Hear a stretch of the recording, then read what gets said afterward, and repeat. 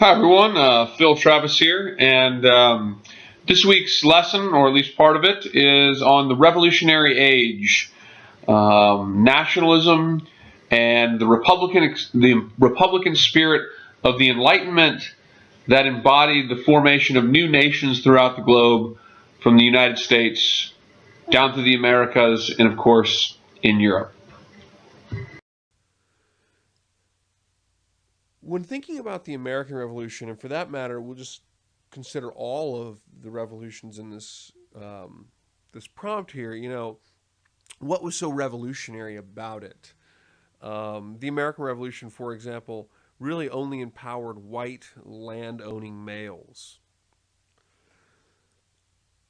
Even though the American Revolution doesn't, give greater rights to Native Americans or African Americans or women, um, or for that matter, poor non-landowning individuals, it was a very revolutionary moment in time.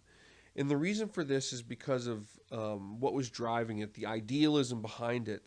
The revolution was the American Revolution, the French Revolution, and the revolutions in South America were driven by an attempt to oust aristocracy, oust monarchy in favor of a government that more represented the interests of the governed.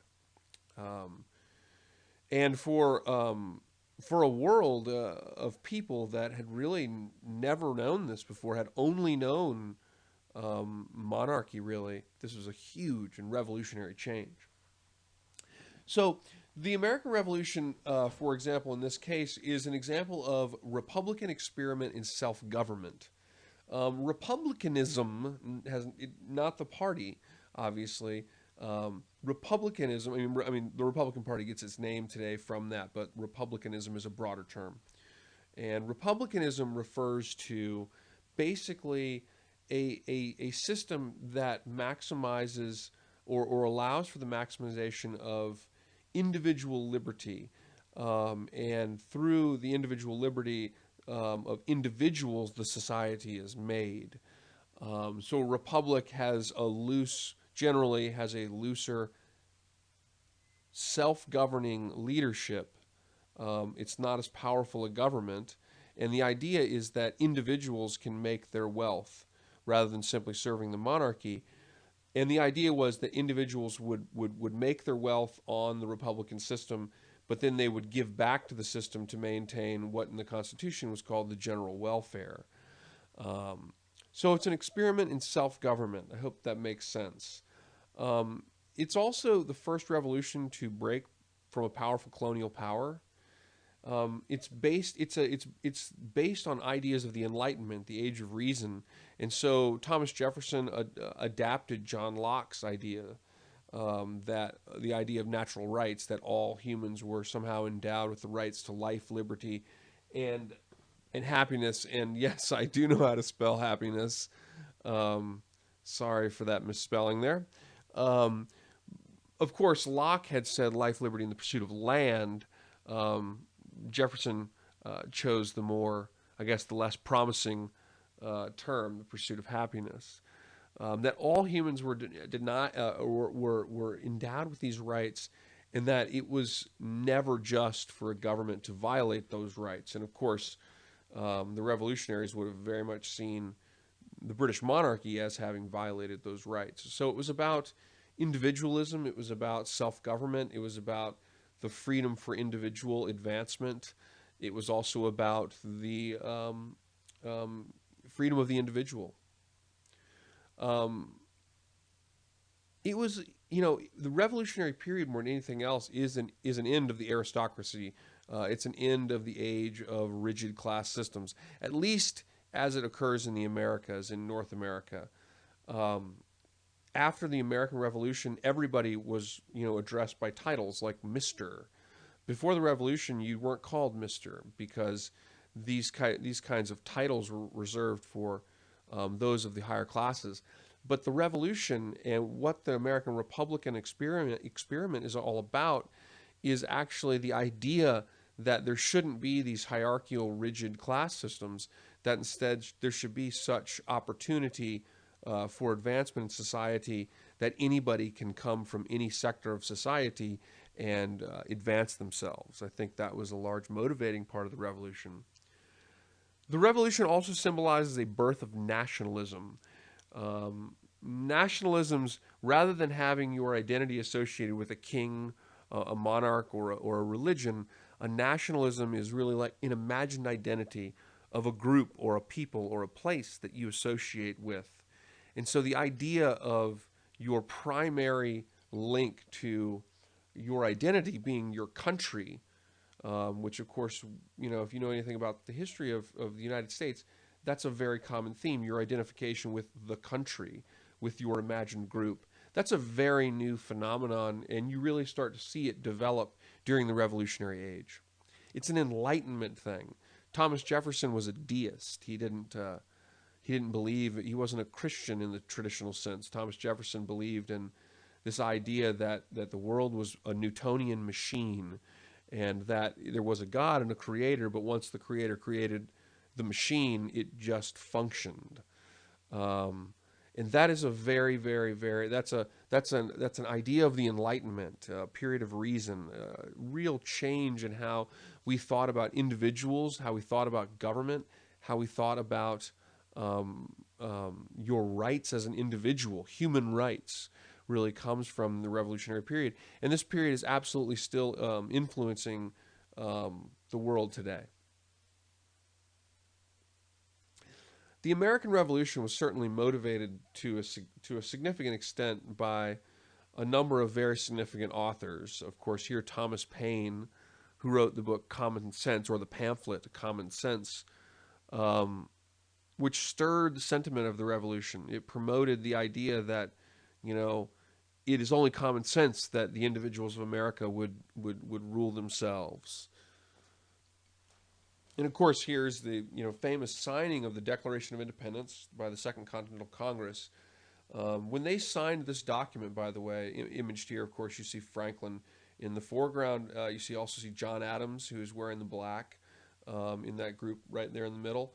But when this was signed, the revolution was on life support, and it was not clear, even remotely clear, that the American Revolution would succeed. And all of these individuals who made this decision did so knowing that if it did not succeed, it would mean their life, that King George III would absolutely have them executed for treason. And so it was an incredibly courageous thing to do. Now, granted, with that said, the revolutionaries had gone to great lengths to appeal for a compromise from King George III and had been unsuccessful. So they also had very little choice at this point, I would say.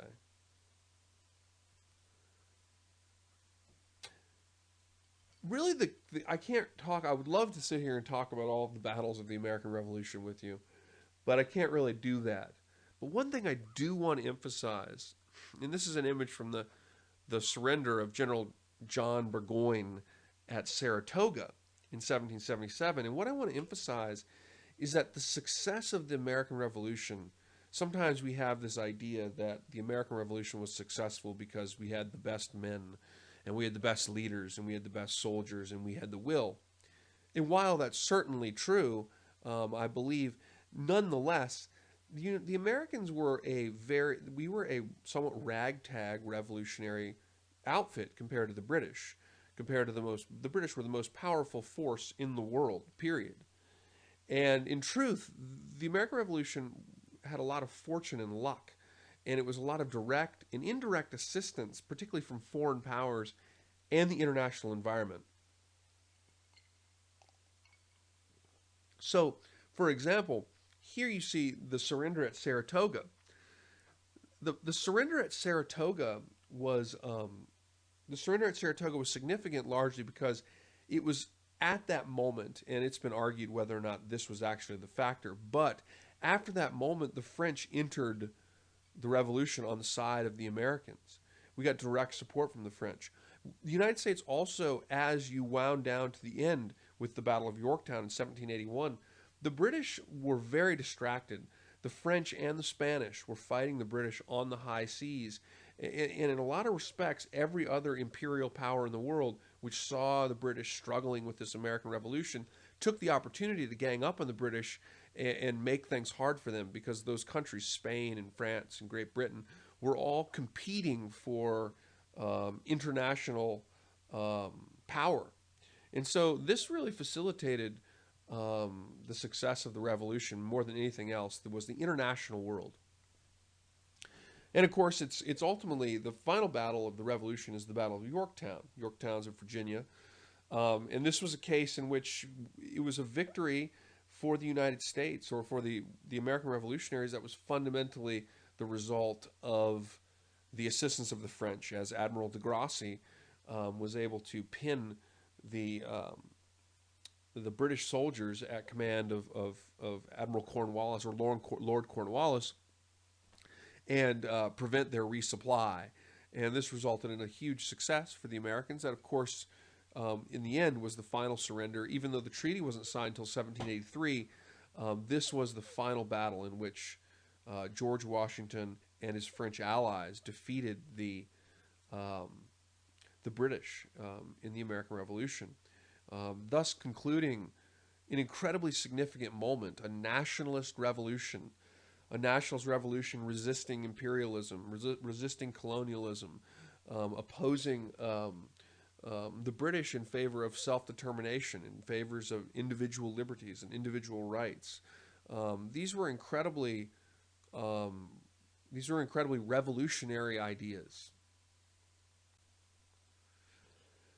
The influence of the American Revolution was really significant. The French Revolution, of course, Lafayette, for example, was an example of an individual who fought with American revolutionaries and took his ideas right over to the French Revolution in 1789. Thomas Paine wrote The Rights of Man for the French Revolution. The American Revolution, it says the ideology behind these revolutions would also have to say influence directly the Haitian Revolution, which is the only successful slave revolution, which began in 1793, and also the revolutions in South America, led by individuals like Simon Bolivar. So very significant influence. The French Revolution is the other major case I want to look at, and this started in 1789. And the causes of the French Revolution were some real long-term tensions. A decline in the power of the French aristocracy, a rise of the bourgeois. The bourgeois refers to an upper middle class, an independent lower upper, if you will, class, that largely lawyers who are making their wealth independently. They are not, an aristocrat has their money effectively by birthright. The bourgeois was a break from that. There's also a widening gap between wealth and social status, and a highly rigidity when it came to people in poverty, if that makes sense.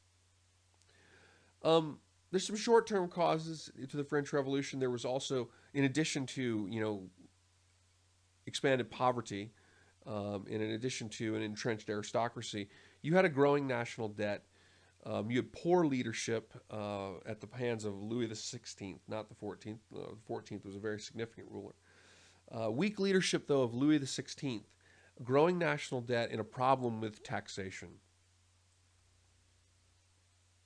And the problem with taxation would lead to an economic crisis in the 1780s. And largely, the biggest problem was that Louis XVI had a huge and tremendous realm. He had an empire, and it was very costly. And the way that the system was set up is that the only way that you could raise taxes on the aristocracy was if the aristocracy voted to raise taxes on themselves.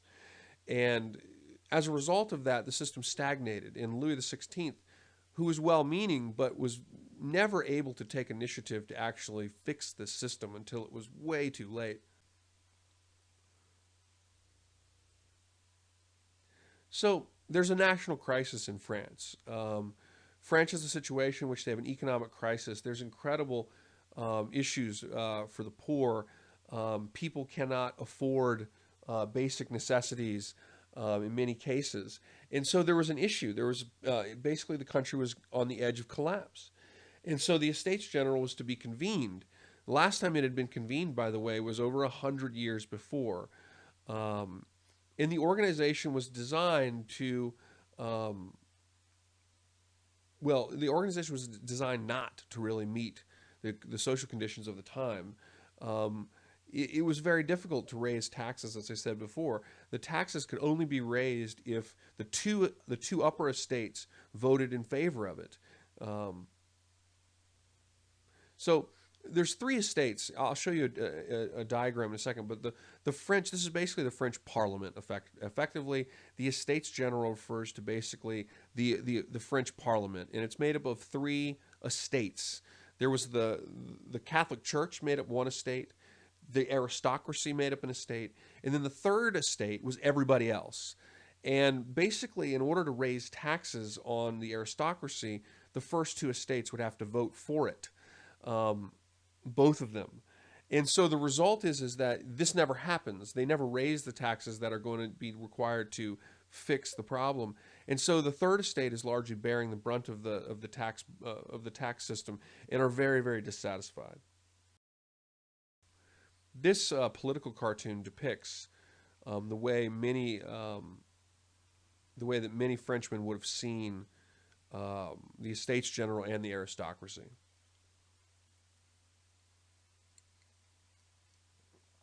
So the crown and the clergy, pictured here, are made up of the first estate. The aristocracy is the second estate. And then, of course, in this you see on the bottom, the third estate representing the people is shackled and being crushed by the weight of the of the large aristocracy. And the aristocracy, the clergy and the Catholic Church, they made up, this is important to remember, they controlled the vast majority of land. They made up an incredibly small percentage of the populace. And so they controlled monetary system, the governing system of the country, and they controlled all the land. And the people really saw themselves victimized by this.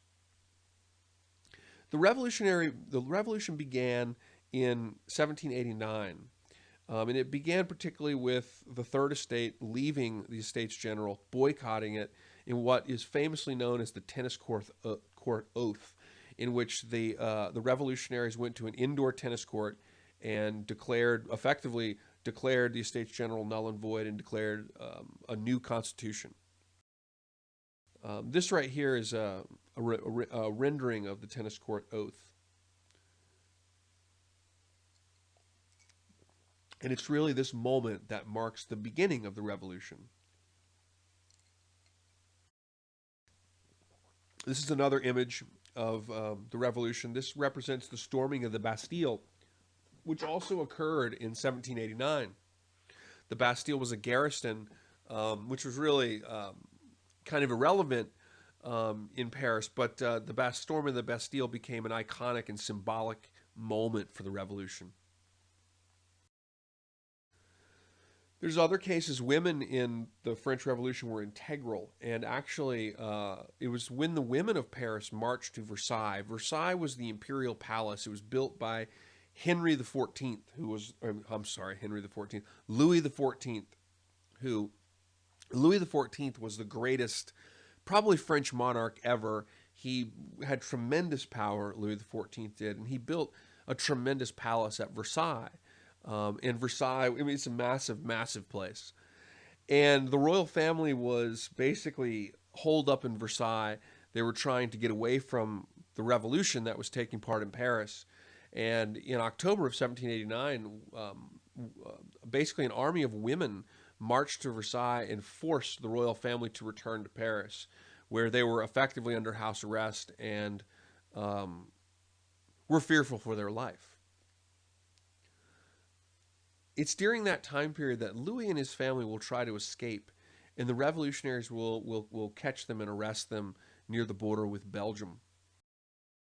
And of course, after that occurs, a few years after that, there's a new government created, the National Convention, and Louis XVI is executed by guillotine. And the guillotine, as you see here, was designed to be a more efficient and more humane way of executing people.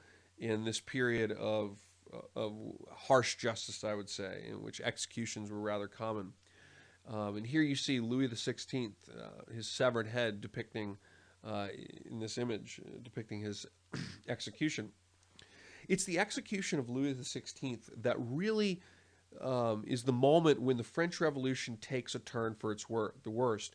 When you go back to the tennis court oath in 1789, you're really talking about a declaration of independence being conducted by lawyers, by young lawyers who have great ideas for self-governance. But the problem is that in France, unlike in the United States, there was a very strong and powerful landed aristocracy, and the church was incredibly powerful and controlled tremendous amounts of land. In North America, there was much more land, and there was not this same kind of landed aristocracy as was the case in France to some degree, but not to this extent. And so the issue is that happens with the French Revolution is the French Revolution after the Bastille Day and the tennis court oath and the arrest of Louis in 1789. Um, After these things, the country really starts to fall into um, um, a real civil revolutionary period where there's sections of the country that are very, very revolutionary, and there's other sections that are holding on to the church and resisting the changes. And it's at this point that you see the revolution really take a turn for the worst, and it becomes very violent and bloody, and it becomes embodied by a reign of terror. In the Reign of Terror was led by this guy. This is Maximilian Robespierre, and he dominated what was known as the Committee of Public Safety. And this is during the Reign of Terror after the execution of Louis XVI. Well, around the period of the execution of Louis XVI. And this is the country falls into civil strife, and the revolutionaries, led by groups like the Jacobin Party, were rooting out any of those who were still asserting their allegiance with the Catholic Church or with the aristocracy or resisting the revolutions, and they would put them to death in the thousands. Often, there's cases of people being submerged on a barge in rivers because they couldn't kill them fast enough with the guillotine. So it becomes very, very, very bloody. Now, something to remember about the French Revolution took the Enlightenment ideas of reason and logic and natural rights and these types of things. It took these ideas to a more extreme level than the American Revolution did. In this respect, for example, the Catholic Church was effectively had its land seized from it, and the church at Notre Dame in France was renamed the House of Reason. The calendar was reorganized, and the months were all renamed after things derivative of the Enlightenment. Um, 1789, the beginning of the revolution, was deemed year one of the revolution. So there was a real fundamental purging from the society of religiosity in place for logic and reason in these kinds of things. And so it became it made a much more extreme assertion of the revolutionary ideas than what you saw in the American Revolution. Now, as France descended into what was basically a civil war, as there were segments of France that went with the revolution and segments that didn't, the European powers around France got very concerned, and they began to create alliances to move on France and to fight in France to restore the monarchy. And it was cartoons like this that really frightened a lot of other monarchs in Europe, as this cartoon depicts the severed heads of Louis XVI, basically saying, the revolution's coming for you next, potentially. And so the revolution created a lot of fear from monarchs of Europe who ultimately were going to try to move against the revolution. In response to that, and this is, remember, the American Revolution, we're talking about nationalism. Okay, and the French Revolution is the same thing, nationalism. It's through the revolution and through the fear of outward forces that you see the development of a nationalism in France. They develop a huge conscripted army. The colors are there's this is the when the French flag is the red, white, and blue flag of France is created at this time as the symbol of the revolution, and citizens were to enlist and defend the republic, and so this was really the birthplace of a new kind of French nationalism, in which being French was not defined by your class as much as it was your association symbolically with an imagined group or place. If that makes sense, I hope that makes sense. The end of the revolution in France came in 1799, and this was when Napoleon Bonaparte came to power in a coup d'etat. And that coup effectively ended the French Revolution. Napoleon came up through the ranks in the military, and he had gone to Egypt and fought in Egypt, and he used the Egyptian campaign to bolster his power. And he came back, and at this point, the revolutionary government had really it stagnated politically, and Napoleon came back and swept into power in a coup d'état. This right here, by the way, is this is Napoleon. He in 1804 he declared himself emperor, and of course Napoleon will go on to conquer pretty much the entirety of Europe. Um, and he declared himself an emperor, as you see here in 2004. He's christened an emperor, and he used a tremendous amount of symbolism in his leadership to build up and employ the importance of the French identity and use that identity to create a formidable um, European force.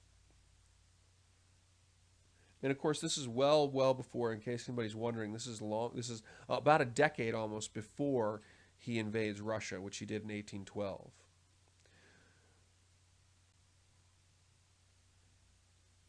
I would pose one question just to have in the back of your mind. I have a little bit more I want to tell you about here, and then we'll end this. But I wanted to pose this question to you, and that is that if, when you look at the French Revolution, when you look at the Reign of Terror, and of course, it was Napoleon where the church actually finally got, some of its influence back and was recognized again.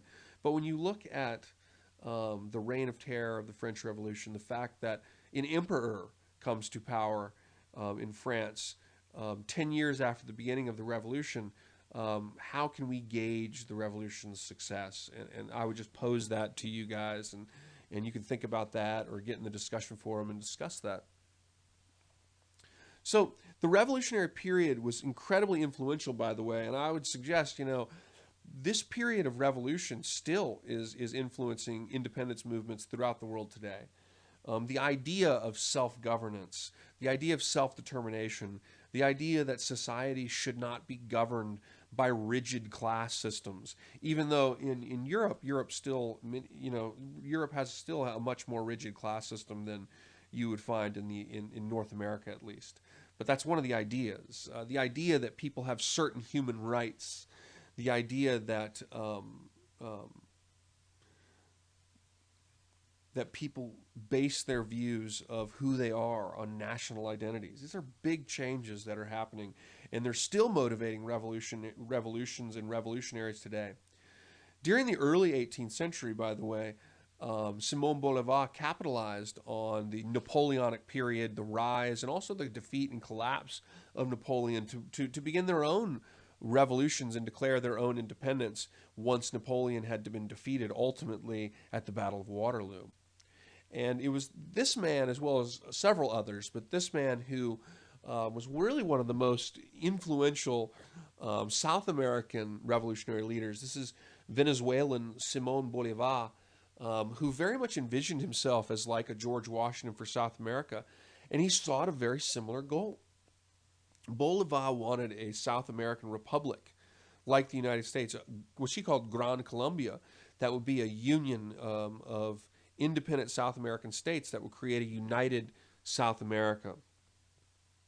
And interestingly, Bolivar and other revolutionaries were victorious against the Spanish for a number of reasons, but most significantly has been recently argued by um, um, a really famous scholar, J.R. McNeil, but by mosquitoes. Because yellow fever, which in places like Venezuela, yellow fever was really, really rampant.